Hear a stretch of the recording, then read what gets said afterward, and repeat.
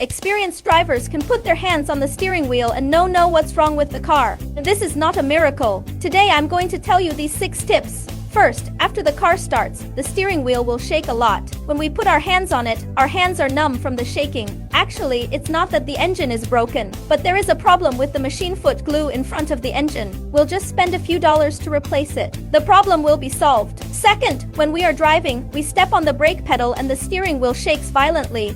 When we release the brake pedal, the shaking disappears immediately. In this case, there is a problem with the brake disc. We can just replace the brake disc of the front wheel. Third, when driving, the steering wheel always tilts to one side. Look, like this. In this case, there is no need to spend money on for wheel alignment. We just need to change the left tire to the right and change the right tire to the left. The problem will be solved. Fourth, when we turn the steering wheel, it feels light and heavy. Don't spend thousands of dollars to replace the entire steering gear. We only need to replace the universal joint under the steering wheel, and that's it.